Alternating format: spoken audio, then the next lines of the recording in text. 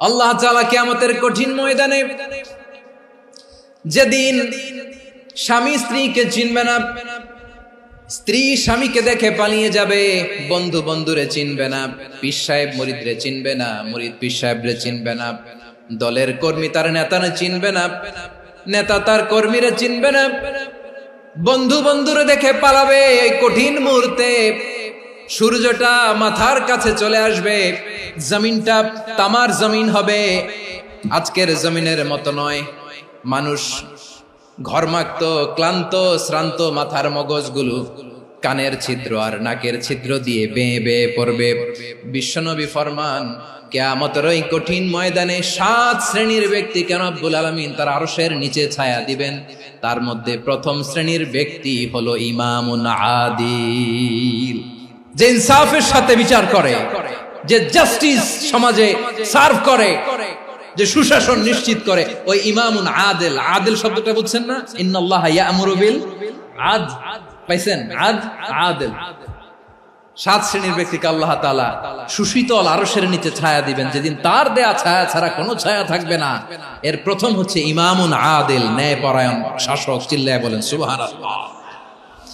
আবার বিশ্বনবী বললেন, ইন্নাল মুকসিতিনা ইনদাল্লাহি আলা মানাবিরা মিন নূর আন ইয়ামিনির রহমান। কিয়ামতের দিন যারা ন্যায় পরায়ণ হিসেবে আল্লাহর সামনে দাঁড়াবে, কিয়ামতের দিন রব্বুল আলামিন তার আরশের ডান দিকে ওই ন্যায় পরায়ণ লোকদের জন্য আরশের ডান দিকে একটা নূরের মিম্বারে তাদেরকে বসার সুযোগ করে দিবে। আল্লাহর আরশের ডান দিকে ন্যায় পরায়ণ লোকদের জন্য আল্লাহ তাআলা নূরের মিম্বার বানাবে। 4টে কেন কথা মনে করেছেন? আল আদাল, জাস্টিস। ইন্নাল্লাহা ইয়া'মুরু বিল আদল। আল্লাহ তাআলা এই আদালতের নির্দেশনা দেন, সুবিচার, সুশাসন। প্রিয় ভাইয়েরা, এটা আমরা বাংলাদেশে চাই কি চাই না? এই যে অরাজকতা, এই যে অন্যায়, এই যে জুলুম, এই যে ইনকনসিস্টেন্সি সমাজের অসঙ্গতির প্রধান কারণ জাস্টিস নাই, সুবিচার নাই, সুশাসন নাই। শেষবারের মতো আওয়াজ করে বলেন তো, আমরা বাংলাদেশে আদল চাই কি চাই না? তাহলে প্রথম নির্দেশনা শেষ। আল্লাহ তাআলা তোমাদেরকে আদলের আদেশ দেন। এরপরে আল্লাহ বললেন, আমি তোমাদেরকে ইহসানের আদেশ দেই।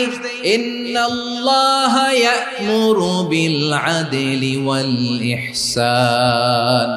আমি তোমাদেরকে যেমনি আদলের নির্দেশনা দেই, তেমনি ভাবে তোমাদেরকে ইহসানের নির্দেশনা দেই। ইহসান, আওয়াজ করে সবাই বলেন তো ইহসান। ইহসান মানে কারো প্রতি সফট হার্টেড হওয়া, মহানুভব হওয়া, অনুগ্রহ পরায়ণ হওয়া, অনুগ্রহশীল হওয়া।